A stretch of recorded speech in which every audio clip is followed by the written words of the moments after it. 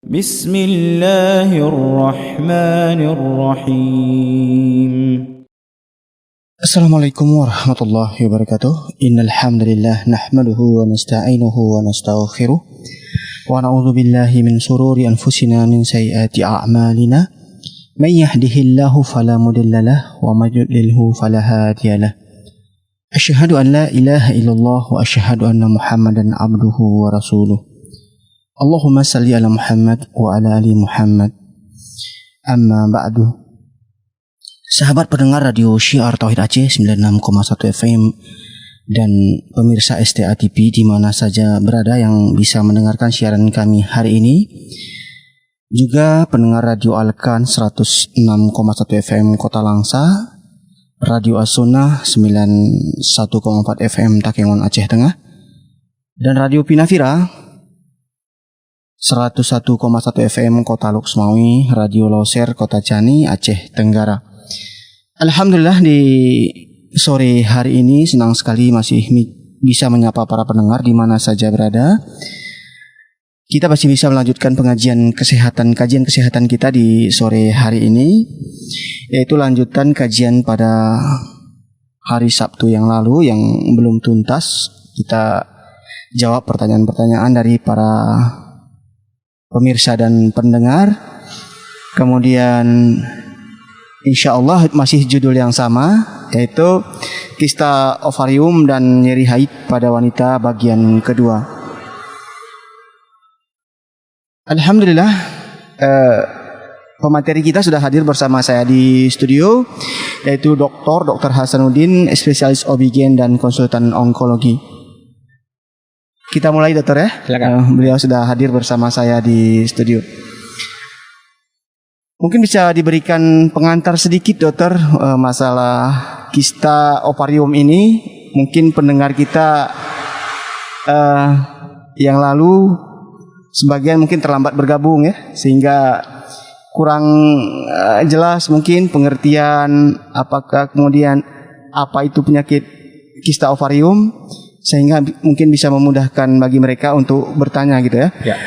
Bagi Anda yang ingin bertanya, silakan kirimkan pertanyaan via SMS ke nomor 0852 1414 2314 SMS dan WhatsApp, atau hubungi kami di 0852 7732 3266. Sebelumnya kita dengarkan dulu penjelasan secara singkat barangkali dari dokter sebelum kita menjawab pertanyaan-pertanyaan yang masuk dan yang akan masuk. Silakan, dokter. Baik, terima kasih Pak Safar. Assalamualaikum warahmatullahi wabarakatuh. Waalaikumsalam warahmatullahi wabarakatuh. Para pendengar Radio Syiar Tauhid yang dirahmati Allah, alhamdulillah senang sekali kita pada sore hari ini kita dapat melanjutkan kajian kesehatan dengan topik kista ovarium ya, dan nyeri haid pada wanita. Ini merupakan kajian kesehatan sesi kedua yang alhamdulillah sudah pernah kita bahas pada sesi pertama, yaitu Sabtu lalu ya. Itu Sabtu lalu kita membahas topik yang sama. Berhubung masih banyak yang bertanya dan masih banyak juga pertanyaan-pertanyaan yang Sabtu lalu belum sempat kami jawab, insya Allah akan kita jawab pada sesi kedua ini ya. Jadi kista ovarium itu merupakan tumor jinak yang muncul pada hidung telur atau ovarium ya. Dia bisa mengenai wanita mulai dari usia belasan sampai usia tua ya. Jadi saat ini bahkan banyak anak-anak gadis yang sudah mendapat haid, itu banyak yang sudah mendapatkan kista ovarium ini ya. Salah satu gejala dari kista ini adalah adanya nyeri haid, terutama hari pertama dan kedua haid. Itu khas seperti itu ya. Pada sebagian wanita kadang-kadang nyeri haid ini sangat hebat sehingga mengganggu aktivitas atau pekerjaan sehari-hari ya. Sehingga mereka harus selalu minum obat anti nyeri seperti Feminak, asam mefenamat dan lain-lain. Jadi kista ovarium ini memang mengganggu ya. Walaupun ada sebagian katanya kista ini tidak menyebabkan nyeri ya. Iya. Nah, tidak nyeri. Tapi umumnya kalau kista ovarium itu rata-rata memang menimbulkan sedikit nyeri ya, mulai dari nyeri ringan sampai nyeri hebat. Iya. Namun secara umum ini merupakan tumor jinak, jadi beda dengan kanker ya. Jadi sebetulnya kista ovarium ini tidak berbahaya dan dapat dicegah ya, dan juga dapat diatasi ya. Dokter, ini sudah ada yang telepon ini. Ya, Kita angkat terus dokter ya. Halo, assalamualaikum. Untuk menerima panggilan dengan biaya dibebankan kepada Anda. Iya, silakan dicoba kembali ya, bagi para pendengar di mana saja berada ya. Jika memang tidak bisa menghubungi melalui telepon, juga bisa telepon kami di WA ya. Mungkin kalau telepon via nomor telepon Ustaz, dokter memakan pulsa barangkali ya. Ya, bisa kalau dengan WA mungkin bisa gratis ya. Silakan telepon kami di nomor 085277323266. Bisa telepon biasa, bisa juga telepon WhatsApp ya. Dokter, sebelum mungkin dicoba kembali, kita akan menjawab pertanyaan melalui WhatsApp dokter ya. Ya, baik. Para pendengar di mana saja berada, mungkin kita akan lebih ke diskusi dokter ya. Baik. Untuk menampung permasalahan para pendengar di mana saja berada. Ya, kita angkat dokter. Ya, silakan. Halo, assalamualaikum. Halo, assalamualaikum. Waalaikumsalam Ustaz. Iya, dengan siapa di mana Ibu? Ini dari Ibu Bulkis di Takengon. Ibu Bulkis di Takengon. Silakan bertanya Ibu. Ini dokter, saya kan umur udah 50 tahun ya. Haid itu udah nggak ada lagi. Iya. Tapi di waktu Ramadan malah haidnya datang gitu dokter. Setiap Ramadan itu datang, tapi kalau udah lewat Ramadan itu udah nggak datang lagi. Iya. Itu gimana dokter? Apa nanti ada efeknya kayak gitu? Ibu coba diulang pertanyaannya sekali lagi. Saya ini kan umur udah 50 tahun. Iya. Udah berapa bulan udah nggak datang haidnya lagi. Tapi di setiap Ramadan itu datang dia. Istilahnya berarti setahun sekali datangnya. Untuk haid. Haidnya itu normal 3-4 hari. Tapi setelah Ramadan dia udah nggak datang lagi dokter. Itu gimana? Apa solusi apa nggak jadi penyebab penyakit nanti suatu saat kayak gitu? Ya, silakan dokter. Dari Ibu Bulkis di Takengon. Iya, Ibu Bulkis di Takengon. Jadi memang idealnya seorang wanita pada saat berumur 50 tahun itu rata-rata dia sudah menopause. Artinya sudah tidak mendapatkan lagi haid atau datang bulan ya.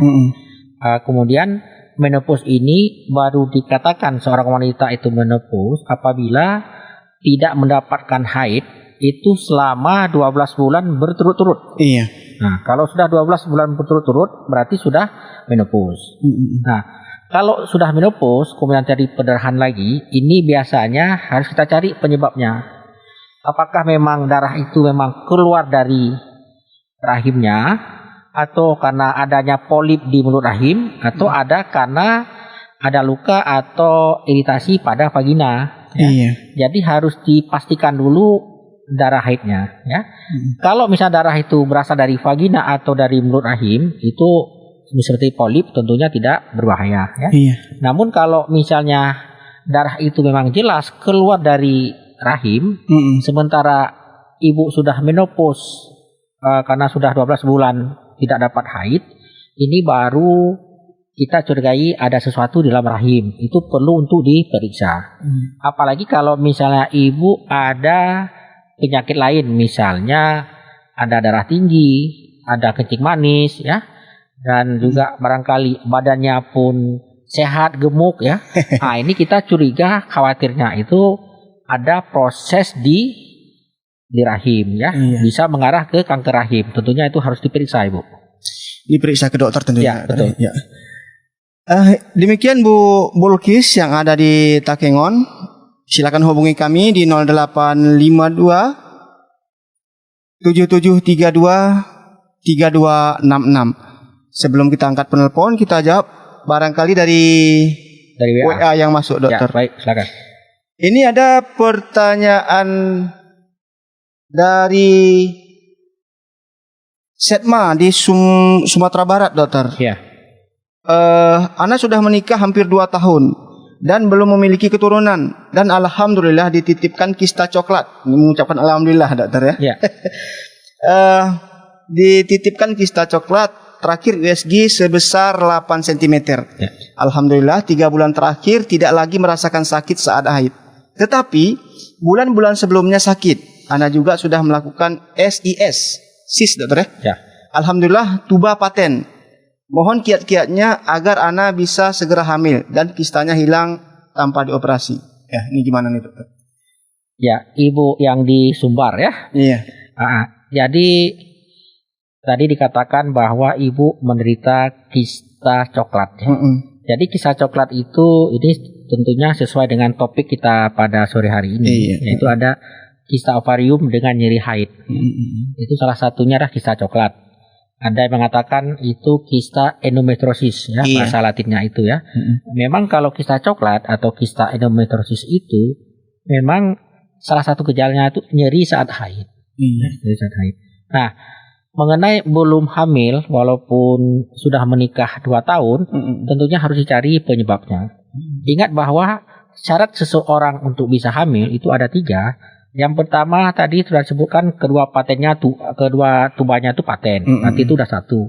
Yang kedua sperma itu harus bagus.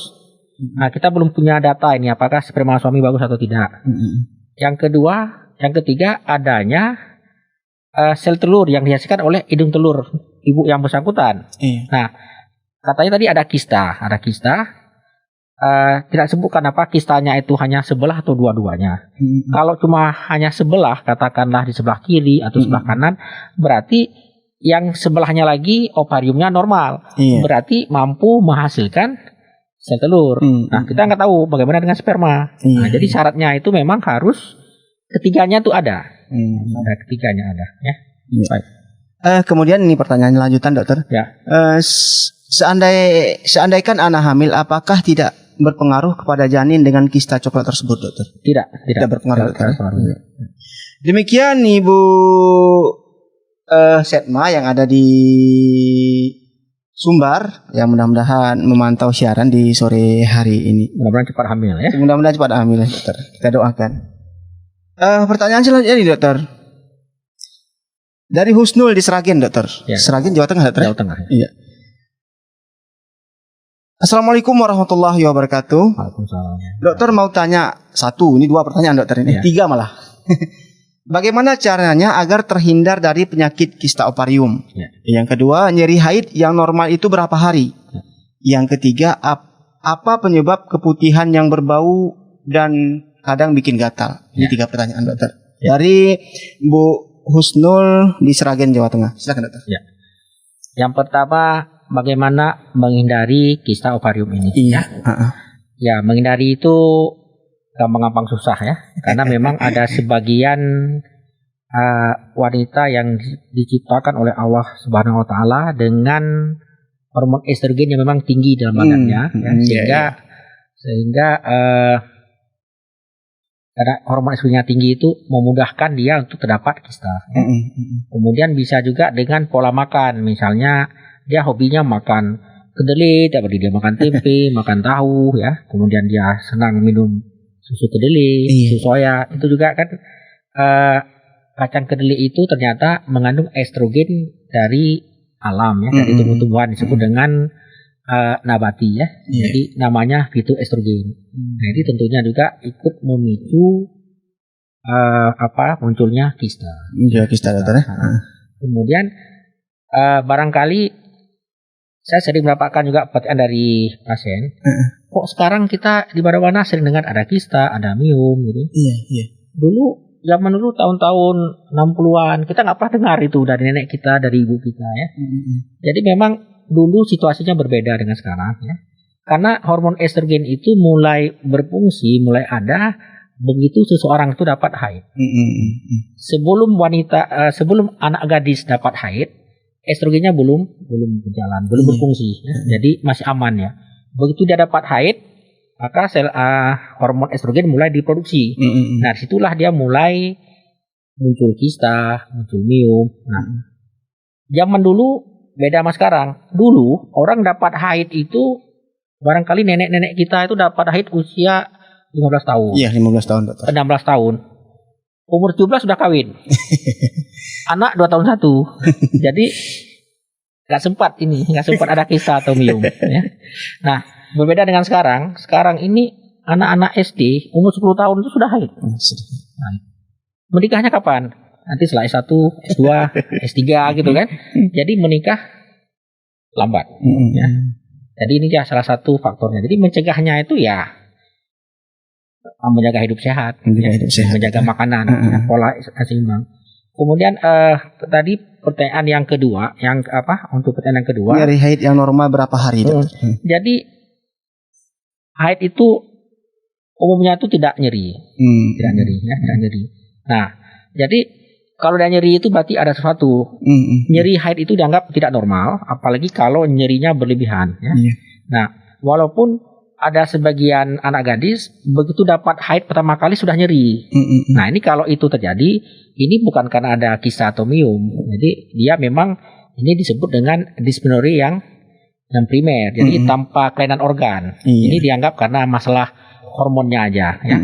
Dan rata-rata mereka setelah menikah hamil nyeri itu akan hilang. Nah, yang jadi masalah adalah apabila mereka misalnya waktu sekolah SD, SMP belum nyeri, begitu kuliah kalau haid nyeri, nah itu berarti ada sesuatu. Waktu di USG, ternyata ada kista. Ya, jadi normalnya memang pada saat haid itu tidak nyeri. Paling mulus saja. Kalau darahnya keluar agak banyak bergumpal ya, paling hanya terasa mulus. Tapi kalau nyeri enggak, kecuali kalau ada sesuatu. Ya. Kemudian mengenai keputihan. Ya. Keputihan itu misalnya keputihan yang sifatnya berbau, ya, itu kemungkinan itu ada kuman, ya, ada kuman atau ada bakteri atau ada parasit. Nah, ini memang bisa diperiksa secara laboratorium, misalnya dengan pap smear. Ya. Dengan pap smear itu akan kelihatan apakah lendir vagina itu mengandung virus, apa dia itu ada parasit, ya, ada kuman, itu nanti akan ketahuan. Ya. Jadi memang harus diperiksa. Iya. Demikian Ibu Husnul yang ada di Sragen, Jawa Tengah. Pertanyaan selanjutnya nih dokter dari Ummu Salman di Banda Aceh. Ya. Bismillah dokter, Ana merasa nyeri di perut bagian bawah kiri. Apa ada pengaruh Ana sesar dokter? SC sesar ya. Insya Allah haid Ana lancar tapi haidnya sampai 9 hari. Apakah ini normal dokter? Ya. Normalnya kalau sesar itu dia tidak akan nyeri di perut sebelah kiri atau sebelah kanan. Ya. Memang ada 1-2 pasien yang baru melakukan sesar, ya. Misalnya baru 1 minggu 2 minggu, ya, karena barangkali penyakitan otot. Kadang-kadang kalau dia salah gerak atau mengangkat yang agak berat itu akan terasa nyeri di perut sebelah kiri atau sebelah kanan. Tapi kalau misalnya sesarnya udah 3 bulan yang lalu, itu nggak akan nyeri.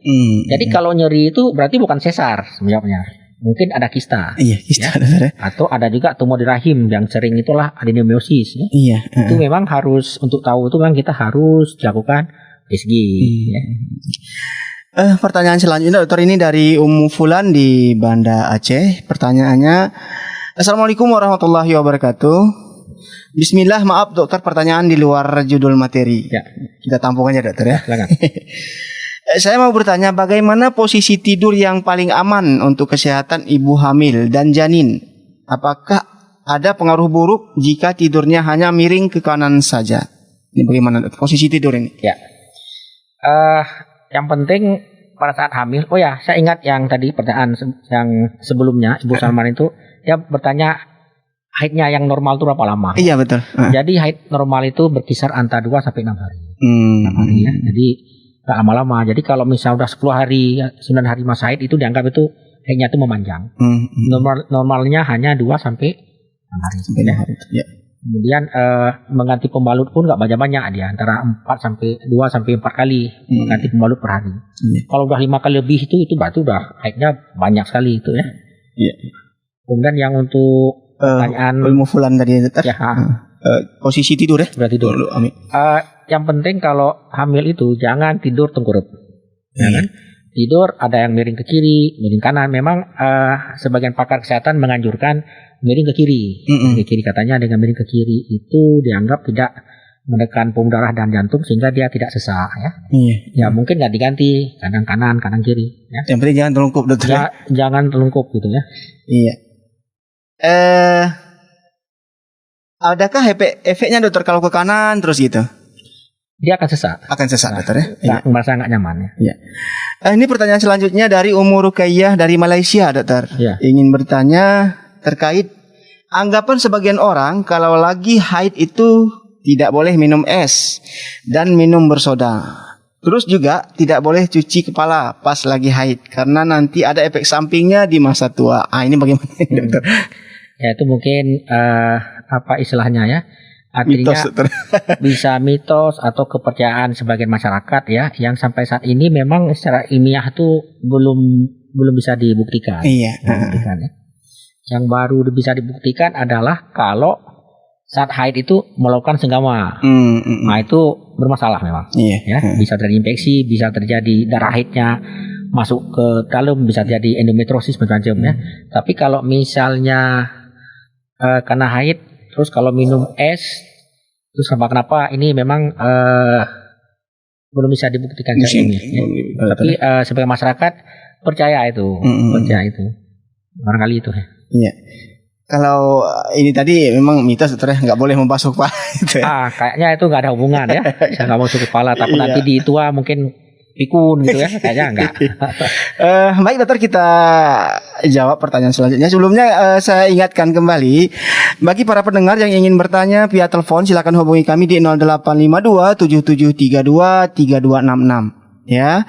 Yang ingin berkonsultasi melalui telepon silakan hubungi kami di 0852 7732 3266. Dokter, kita jawab pertanyaan selanjutnya. Baik. Dari WhatsApp. Bismillah, ana Ummu Fulan di Banda Aceh. Afwan dokter mau tanya, umur ana sudah 45 tahun. Sejak gadis sudah nyeri kalau haid, apalagi kalau sudah capek. Sudah dicek ke dokter, katanya penggumpalan darah tidak lancar dan itu normal.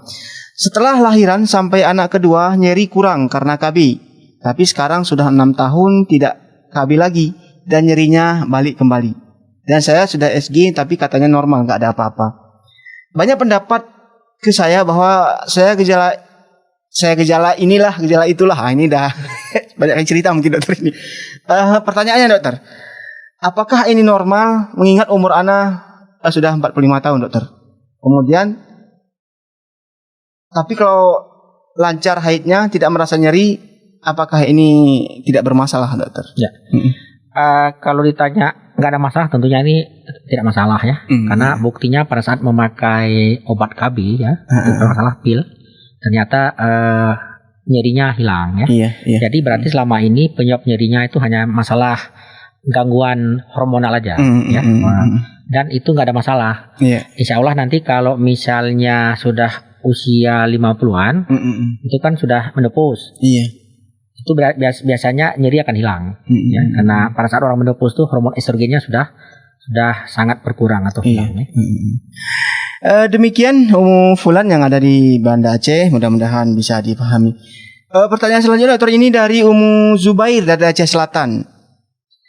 Ana mau bertanya mengenai kista ovarium. Ana qadarullah diponis dokter kista endometriosis, kista coklat di rahim kiri. 5 cm dan kanan 4 cm.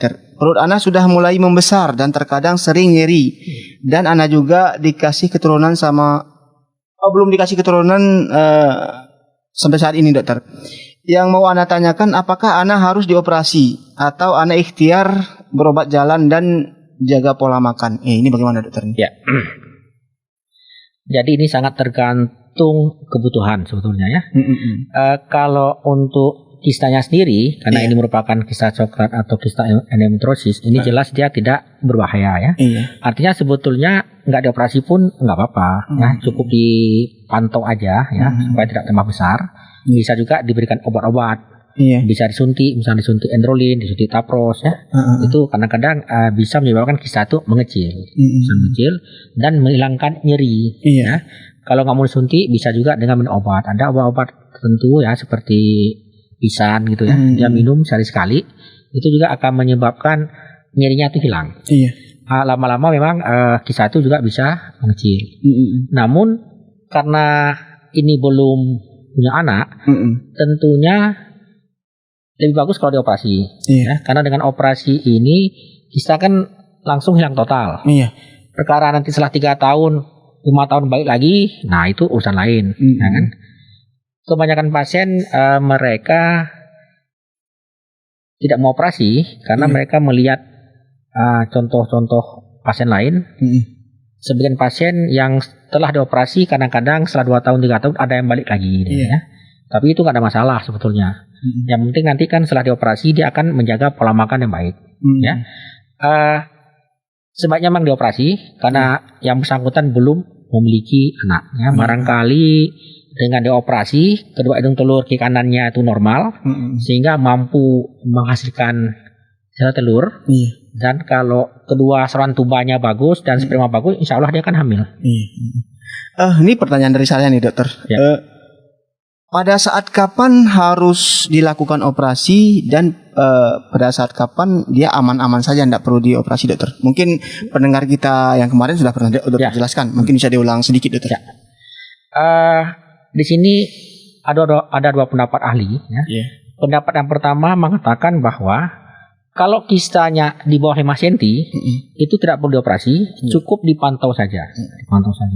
Namun kalau ukurannya lebih dari 5 cm disarankan untuk melakukan operasi.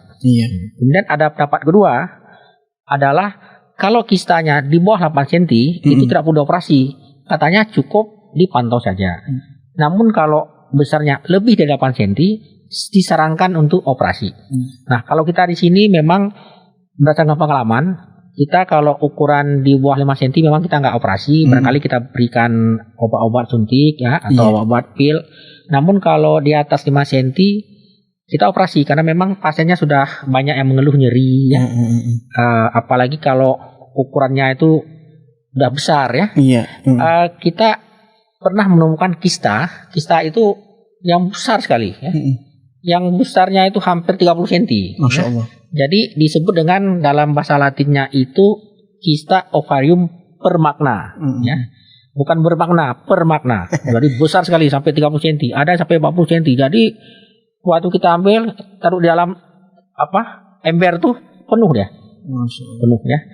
Jadi kista ini ukurannya memang mulai dari berapa senti ya, ada dari 1 senti, 2 senti sampai puluhan senti itu. Ya, jadi memang pasien tuh kelihatan perutnya membesar seperti orang hamil cukup bulan. Padahal dia masih gadis ya. Besar sekali. Nah, jadi itulah gunanya dipantau ketat. Jangan sampai terjadi pembesaran yang drastis. Ya. Namun ada juga kista yang awalnya kita anggap itu kista jinak, ternyata perkembangannya cepat sekali, terutama pada anak gadis itu ya. Tiba-tiba udah 20 cm, 30 cm. Ternyata waktu dioperasi, hasilnya dibawa ke lab, diperiksa ternyata kanker. Ya. Nah, kalau kanker itu tentunya harus diberikan kemoterapi ya, untuk membunuh sel kankernya. Demikian Umu Zubair yang ada di Aceh Selatan. Mudah-mudahan disembuhkan, diangkat penyakitnya dan diberikan keturunan. Pertanyaan selanjutnya dokter. Dokter, usia saya sudah 47 tahun. Sudah 3 bulan tidak haid. Apakah ini normal? Nampak perut saya juga terlihat sedikit besar. Apakah ini menjelang pre-menopause, dokter? Jazakallah khair. Ya. Baik. Normalnya itu seorang wanita tentunya haidnya normal tiap bulan sekali. Jadi tiap bulan sekali dan teratur. Jadi itu haid normal ya. Jadi haid normal itu dapatnya tiap bulan, teratur, kemudian lamanya itu hanya 2-6 hari, ya. Kemudian dia ganti pembalut pun nggak banyak, antara 2 kali sampai 4 kali per hari. Ya, itu dikatakan haid yang normal. Namun bisa juga terjadi gangguan haid. Iya. Nah, bentuk gangguan haid ini ada dua. Jadi ada yang haidnya jarang, 3 bulan sekali, 2 bulan sekali, ada yang 6 bulan sekali. Iya. Kemudian ada juga haidnya yang terlalu rapat, sebulan 2 kali. Iya. Ya. Ada yang sebulan 3 kali, baru berhenti 2 hari haid lagi dia. Wah, ini sangat mengganggu ini kan. Alasannya nggak bisa puasa sunnah, ya. Nggak bisa sholat gitu kan. Iya. Nah, sebagian mungkin senang, wah aman nih nggak bisa sholat. Ya. Jadi itulah gangguan haid. Biasanya yang kita obatin apabila yang gangguan haidnya itu dalam bentuk sering, Iya. yang sebulan 2 kali haidnya, atau sebulan sekali udah 15 hari belum berhenti, Iya. itu kita obatin karena itu sangat mengganggu ya. Di samping juga wanita itu akan lemes, banyak kehilangan darah. Iya. Ada berapa pasien karena haidnya itu lama dan banyak, waktu dicek HB-nya itu 6. Iya. Sehingga harus dirawat dan ditransfusi darah sampai 4 kantong ya. Tapi kalau misalnya haidnya 2 bulan sekali, 3 bulan sekali, nggak apa-apa, biarin aja. Ya, Biasa itu. Bahkan kita sering dapat pasien yang mau umroh atau mau naik haji kan, datang ke praktek minta obat supaya nggak haid. Kita kasih obat, nggak haid sampai sebulan 2 bulan ya, nggak apa-apa. Yang paling sering adalah ibu-ibu yang ikut KB, terutama KB suntik yang 3 bulan itu, ya. Suntik 3 bulan sekali, tujuannya biar nggak hamil. Iya. Itu sampai 2 tahun nggak haid. Nah, itu nggak apa-apa. Ya. Nggak apa-apa dokter ya. Untuk ibu tadi, karena dia sudah usia 47, ya, ini memang sudah masuk premenopause. Ya. Salah satu gejala premenopause adalah haidnya nggak teratur. Iya. Suka-suka dia.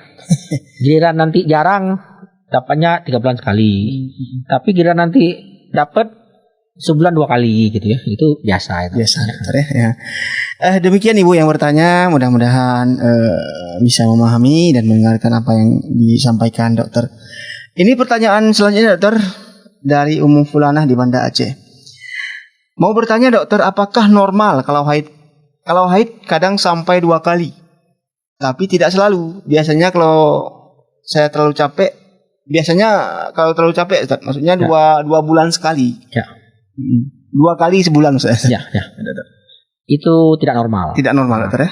Jadi haid normal itu datangnya sebulan sekali. Sebulan sekali. Cuma siklusnya itu ada yang dapatnya 28 hari sekali, ada 30 hari sekali, ada yang 35 hari sekali. Nah, jadi siklus yang datangnya dari tanggal 28 hari sampai 35 hari sekali itu masih dianggap normal. Iya. Nah, tapi kalau datangnya itu 40 hari sekali itu nggak normal. Atau 21 hari sekali. Ya. Jadi yang normalnya itu ya. Jadi sebenarnya ada rumusnya itu. Tapi sebagian ahli menganggap 21 hari sekali dapat haidnya itu pun masih dianggap normal karena dia berpegang pada rumus klasik. Rumus klasik itu kan haid normal itu katanya 28 hari plus minus 7 hari. Jadi 28 dikurangi 7 21. Jadi 21 hari itu masih dianggap normal. Kurang dari 21 hari, misalnya 19 hari dianggap tidak normal ya. Tapi kalau 28 ditambah 7 35. 35 hari sekali datang masih normal. 36 enggak. Jadi itu tidak normal, harusnya sebulan sekali ya. Sebulan sekali. Baik para pendengar, bagi Anda yang ingin berkonsultasi via telepon silakan hubungi kami di 0852 7732 3266. Dan bagi Anda yang ingin menyampaikan pertanyaan via SMS ataupun WhatsApp silakan kirimkan ke 0852 1414 2314. Kita lanjutkan dokter. Ya, silakan. Ini dari Ibu Ida di Desa Lamjabat. Pertanyaannya, Afwan, saya mau bertanya dok, setiap kali datang haid, setiap kali buang BAB, tulang ekor saya terasa sakit. Hal ini saya alami setelah melahirkan. Itu kenapa dokter? Barangkali ini nggak ada hubungannya dengan haid ini ya. Iya. Cuma kita nggak punya data lengkap. Apakah pada saat melahirkan dulu anaknya besar di atas 3,5 gitu ya, sehingga menekan saraf setempat ya. Itu juga bisa nyeri kalau BAB itu kadang sampai ke tulang ekor. Kan? Atau bisa juga waktu melahirkan dulu di vakum. Di vakum. Kalau itu terjadi kadang-kadang jangankan BAB, BAK-nya pun nyeri. Nyeri ya. Tapi itu bisa dicari penyebabnya. Ya, tentunya kalau udah ketahuan penyebabnya bisa diatasin. Kaisan juga setiap BAB nyeri tulang ekor. Ya. Demikian Bu Ida, mungkin bisa dilengkapi datanya biar bisa terdeteksi lebih jauh penyakitnya dokter ya. Demikian Bu Ida yang ada di Desa Lamjabat, Banda Aceh. Selanjutnya dokter. Assalamualaikum, saya mau tanya dokter. Selama 5 bulan ini haid saya seperti kumpalan, sedikit-sedikit sampai 5 hari. Maksudnya bergumpal sampai 5 hari dokter. Ya. Itu gimana dokter?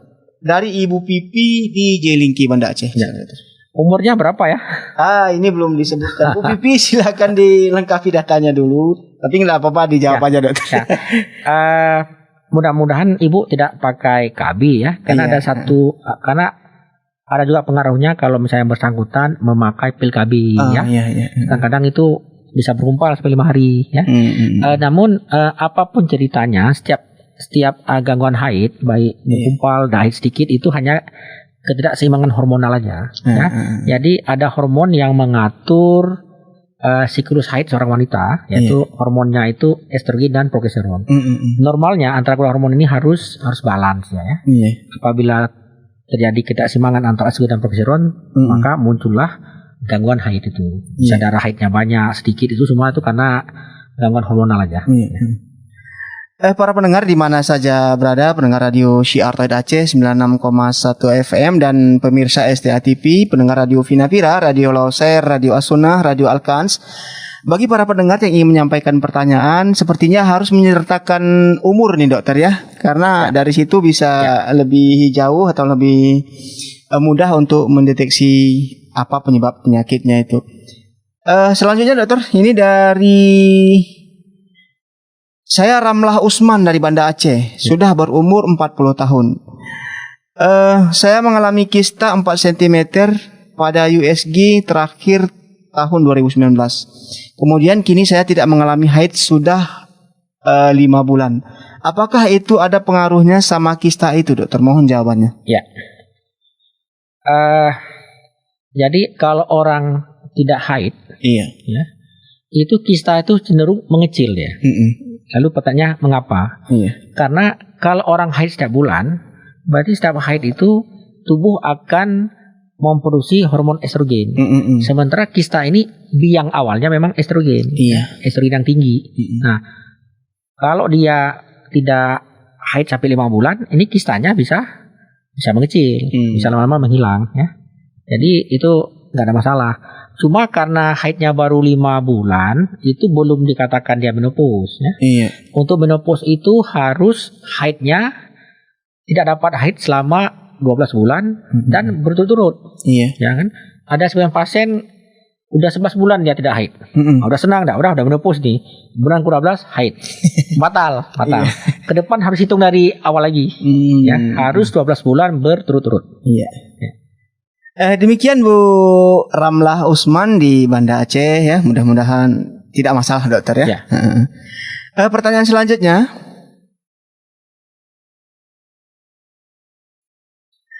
Assalamualaikum, saya Ina dari Banda Aceh dokter. Umur sudah 65 tahun. Saya sering keluar bulat seperti bola pingpong. Apalagi kalau saya angkat yang agak berat. Bagaimana pengobatannya? Keluarnya dari kemaluan tapi kadang-kadang hilang dokter. Umurnya berapa? Umurnya 65 tahun dokter. Oh ya. Kita nggak tahu apakah ibu yang bersangkutan anaknya banyak ya. Biasanya itu ada hubungannya dengan banyak anak atau banyak melahirkan ya. Sebagian wanita yang melahirkan lebih dari 5 kali. Anaknya besar-besar ya. Dokter, bisa kita angkat penelpon dulu? Boleh, silakan. Halo, Assalamualaikum. Oh, terputus dokter. Kita lanjutkan dulu menjawab dokter. Jadi keluarnya benjolan sebesar bola pingpong dari jalan lahir ya. Itu sebetulnya itu mulut rahim yang turun. Oh, mulut rahim yang turun dokter ya. Kalau dukun mengatakan turun perut. Sebetulnya bukan turun perut. Perut itu nggak bisa turun dia. Jadi yang turun itu rahim, ya kan? Bahkan kita di rumah sakit banyak menemukan pasien-pasien yang usia 60 ke atas, itu rahimnya udah keluar semua dari vagina. Iya. Nah, itu nggak bisa masuk lagi. Jadi harus dioperasi. Iya. Dioperasi, rahimnya diangkat dari bawah. Jadi itu sebagian menganggap, ada sebagian pakar atau ahli menganggap ini sebetulnya bukan penyakit. Iya. Jadi bahasanya itu sunatullah. Seperti kita sudah tua, rambut udah putih. Iya. Obatnya nggak ada. Obat nggak ada ya. Jadi kalau mau hitam lagi, rambutnya dicat. Nah, kemudian kalau ibu-ibu yang udah turun ini juga disebabkan karena yang namanya orang sudah tua, tentunya otot-otot pangku sudah kendor. Iya. Jadi dia turun. Jadi nggak ada obat, misalnya begitu kita minum obat kenceng lagi dia nggak ada. Jadi pilihannya tuh operasi plastik. Operasi plastik. Dikencengan lagi gitu ya. Iya. Dibikin kenceng lagi, atau ya kalau nggak diangkat aja rahimnya gitu ya. Walau ada sebagian ibu-ibu yang belum begitu tua, usia masih 40-45 yang rahimnya turun, dia masih bisa dengan senam. Iya. Namanya senam Kegel. Nah, senam Kegel itu nanti ketat lagi tuh, naik lagi ke atas gitu ya. Tapi kalau sudah usia agak tua, memang ada sebagian yang berhasil dengan senam, tapi sebagian lagi nggak berhasil, akhirnya operasi juga ya. Jadi itu menurut rahim yang turun. Menurut rahim yang turun, dokter ya. Demikian Ibu yang bertanya di Banda Aceh, mudah-mudahan tidak masalah itu rahim yang turun, dokter ya. Bukan perut yang turun Ibu ya. Nah, ini enggak. Yang terputus telepon tadi silakan hubungi kami lagi di 0852 7732 3266. Kita jawab pertanyaan selanjutnya dokter nih via WhatsApp dari Umu Gifar di Banda Aceh. Dokter, saya bertanya, ini 2 pertanyaan dokter. Makanan apa saja yang harus dihindari bagi yang menderita kista, dan makanan apa saja yang bagus untuk dikonsumsi? Itu pertanyaan pertama dokter. Pertanyaan kedua, ada tidak penderita kista yang tidak ada keluhan apa-apa? Nah, ini bagaimana dokter? Jadi yang pertama, untuk menghindari kista atau supaya kista mengecil itu ada makanan tertentu yang kita hindari ya. Iya. Jadi salah satu penyebabnya itu karena tingginya estrogen dalam tubuh. Sebagian wanita tinggi estrogen dari tubuh itu memang bawaan lahir. Nah, jadi keturunan. Mungkin neneknya tinggi estrogen, ibunya tinggi estrogen, tantenya tinggi estrogen, dia juga tinggi estrogen. Iya. Kalau ini agak susah dihindari karena kadarullah ya udah terjadi ya. Tapi makanan yang mengandung estrogen yang ada itu banyak ya. Misalnya saya ingat di Jakarta itu kita sering beli martabak dikasih wijen ya. Iya. Wijen ternyata minyak wijen juga mengandung estrogen tinggi ya. Kemudian tahu tempe itu kan dari kacang kedelai. Iya. Kacang kedelai itu mengandung estrogen dari tumbuhan atau estrogen nabati. Namanya itu fitoestrogen. Fitoestrogen. Jadi itu dihindari. Jadi kacang kedelai dan teman-temannya ya. Kemudian ada juga saya nggak bisa sebutkan, kadang-kadang ada makanan tertentu atau hewan-hewan tertentu yang diternakkan diberikan estrogen supaya cepat membesar. Nah, itu juga bisa menjadi penyebab dokter. Bisa menjadi penyebab. Jadi itu barangkali itu dihindari ya. Kalau makan yang baik itu ya selain itu. Itu ya kita banyak makan ikan ya. Banyak konsumsi sayuran, buah-buahan gitu ya. Kemudian apakah ada kista yang tidak nyeri? Tidak ada keluhan dokter. Tidak ada keluhan ya, tidak ada keluhan. Ada ya. Jadi sebetulnya kista ovarium itu adalah nama umumnya. Nama umum itu secara umum itu kista ovarium. Namun dia secara patologi anatomi itu dibagi-bagi lagi dia. Kista itu. Ada yang namanya kista coklat, ya kan? Atau nama lainnya kista endometriosis. Itu karena waktu dioperasi dibuka isinya coklat. Kalau yang jenis kista coklat endometriosis itu nyeri sekali dia. Kemudian ada yang namanya kista folikel. Folikel itu berasal dari sel-sel telur yang tidak sempat tidak sempat berkembang kan? Kista folikel. Nah, ini dia tidak akan nyeri. Ada juga pada saat hamil muncul kista namanya kista lutein. Itu juga tidak akan nyeri. Kemudian ada juga yang kista namanya kista dermoid. Dermoid itu juga jarang nyeri ya.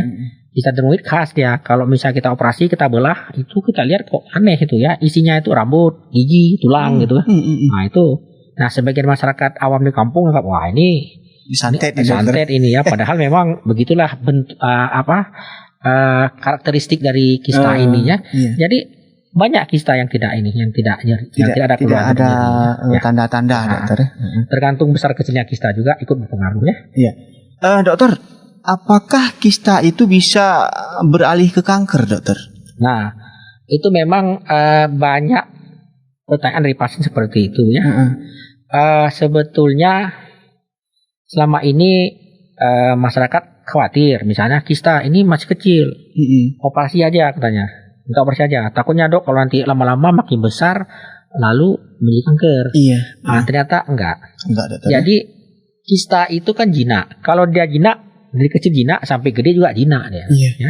Tapi kalau kanker dari kecil udah kanker, dari masih kecil udah kanker, gedenya kanker juga. Iya. Jadi ibaratnya begini, saya kasih contoh bahwa tidak mungkin waktu kecil kista gedenya jadi kanker. Jadi kanker, dokter. Sama seperti ibaratnya kan kalau harimau dari bayi itu memang ada harimau dia dari bayinya. Gak mungkin jadi kelinci, dokter. Nah, nggak mungkin kecilnya kucing, gedenya harimau. Ya. Iya. Kalau memang kucing dari kecil kucing, gede juga kucing. Kalau harimau dari kecilnya harimau, gedenya juga harimau juga. Itu permasalahan yang dulu sering kita diajarkan waktu kita kuliah dulu ya. Iya. Jadi nggak akan begitu.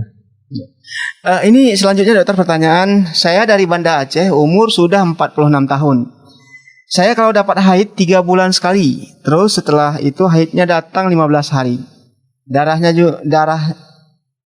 awalnya datang dalam bentuk padatan berupa gumpalan. Setelah 2 hari baru dalam keadaan bentuk cair yang disertai gumpalan juga dan disertai rasa nyeri. Ini kenapa, dokter? Apakah ini tanda menopause? Umur beliau sudah 46 tahun, dokter.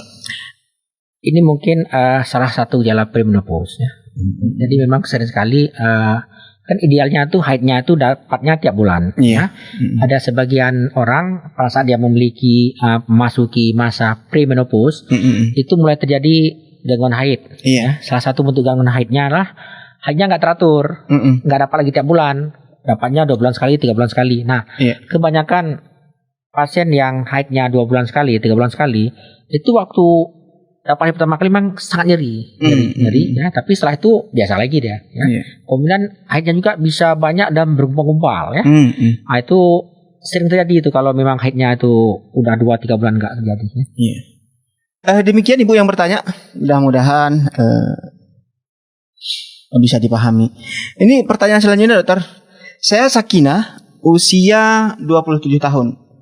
Bulan Juni lalu saya didiagnosa mola dan sudah kuret. Kadar beta HCG saya juga sudah normal setelah kuret. Saya haidnya 2 kali, itu pun seperti bercak-bercak berwarna agak kecoklatan. Kenapa bisa begitu, dokter? Apakah normal atau ada gangguan lain? Iya. Jadi awalnya tuh kena mola ya. Jadi mola hidratidosa itu nama latinnya. Itu penyebabnya itu karena hamilnya tidak normal ya. Jadi hamil yang tidak jadi, Jadi waktu di USG hamil tapi nggak ada janinnya. Kebanyakan ada janinnya, jadi cuma air aja, gelembung-gelembung seperti anggur. Maka ada yang bilang hamil anggur, ya kan? Tapi kalau dia keluar cairan itu bentuknya seperti mata ikan, ada juga yang mengatakan itu ya. Tapi kebanyakan menyebabkan itu hamil anggur. Jadi tidak berkembang dia, tidak berkembang, sehingga harus dikuret. Kuret. Nah, bahayanya adalah mola hidratidosa ini sebagiannya ada yang berkembang menjadi kanker. Ya, kanker namanya kordiokarsinoma. Ya. Makanya perlu dipantau dengan pemeriksaan kadar beta HCG. Nah, alhamdulillah kadar beta HCG-nya sudah normal, ya. Berarti sudah tidak masalah. Tapi tetap dia harus dipantau karena suatu waktu beta HCG-nya bisa naik lagi, ya kan? Dan bisa juga suatu saat akan berubah menjadi penyakit terpapar ganas atau PTG. Ya. Untuk pasien ini biasanya disarankan coba jangan hamil dulu minimal 1 tahun. Ya. Karena untuk pemantauan kadar beta HCG, kalau tiba-tiba hamil sebelum 1 tahun, nanti kita akan sulit membedakan ini kalau kadar beta HCG-nya tinggi, apakah karena hamilnya atau karena penyakit lama kambuh, nah kan? Atau karena molanya berubah menjadi ganas. Makanya tidak boleh hamil dulu dalam waktu setahun untuk pemantauan. Nah, memang kebanyakan mereka yang yang hamil anggota mola itu biasanya setelah dikorek itu memang ada sedikit gangguan haid. Haidnya nggak teratur. Bisa sebulan 2 kali, kadang-kadang sampai 2 bulan nggak haid ya. Nanti lama-lama normal lagi itu. Ya. Demikian Ibu Sakinah yang ada, tidak disebutkan daerahnya ini. Demikian Bu Sakinah, mudah-mudahan tidak bermasalah ya, dan konsultasi terus ke dokter harus dipantau dokter ya. Betul. Masih tersisa 9 menit lagi atau 10 menit lagi para pendengar di mana saja berada.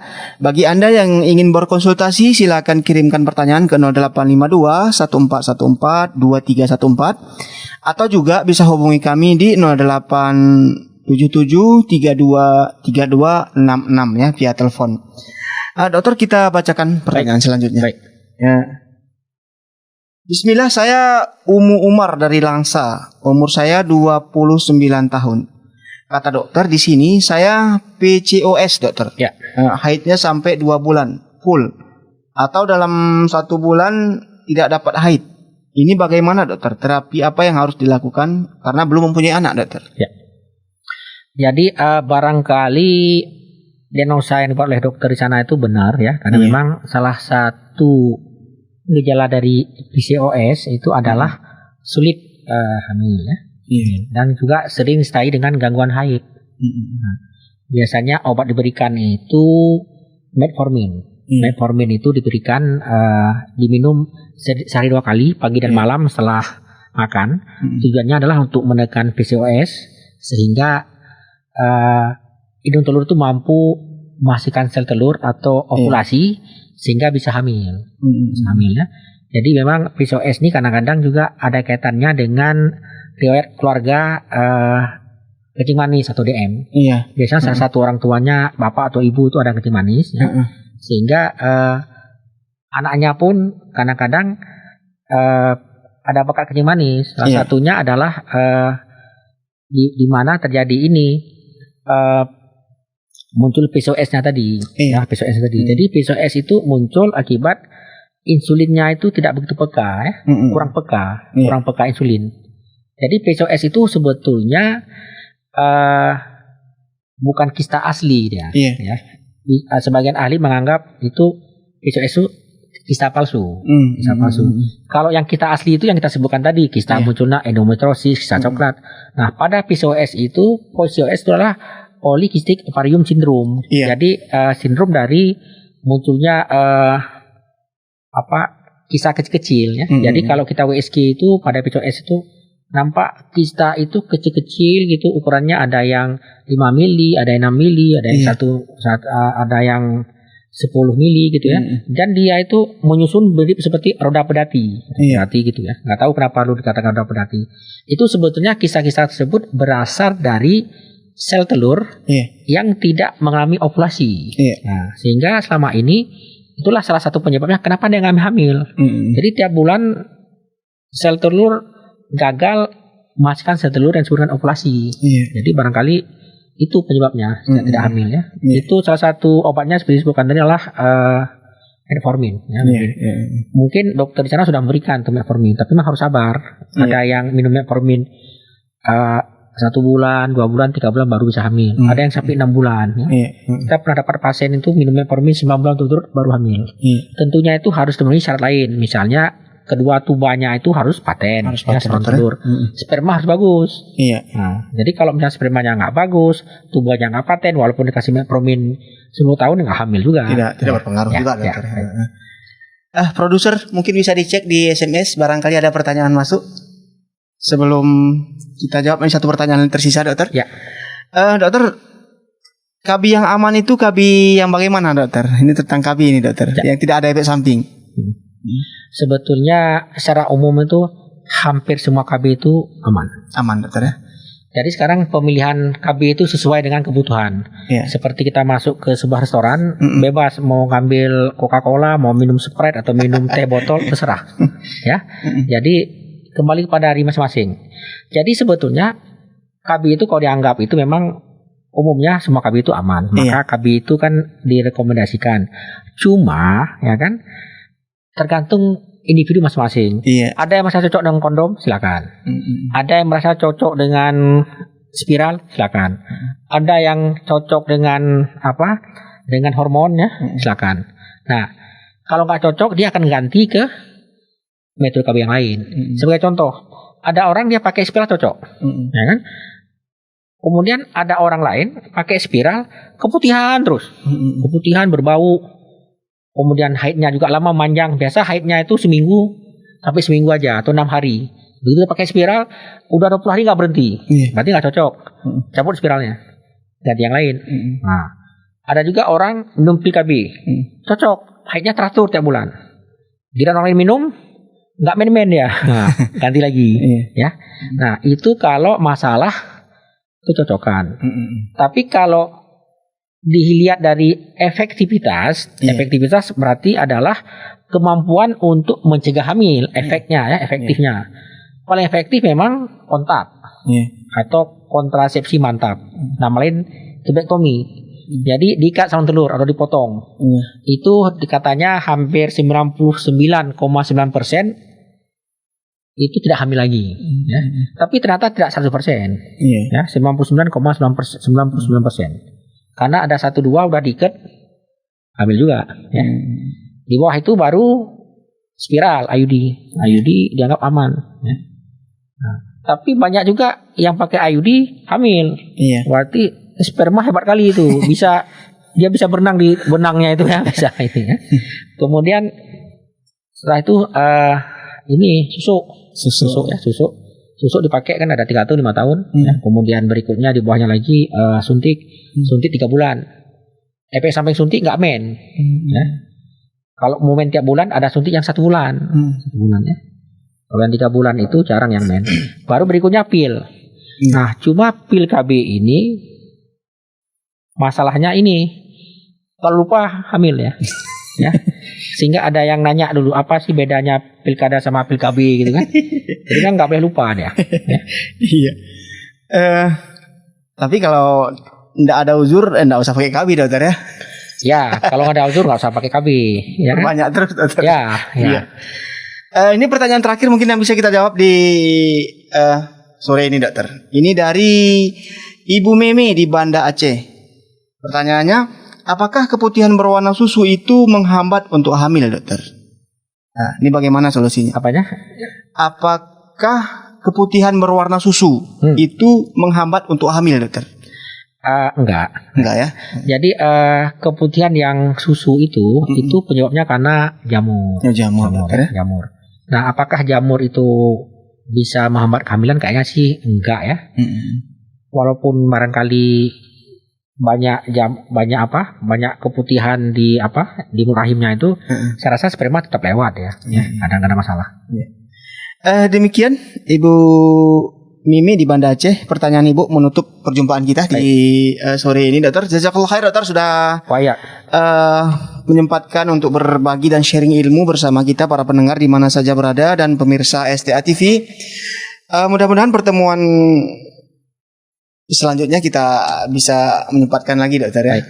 Karena di masa pandemi ini mungkin dokter sibuk, tapi alhamdulillah masih bisa bergabung bersama kita untuk sharing dan berbagi ilmu.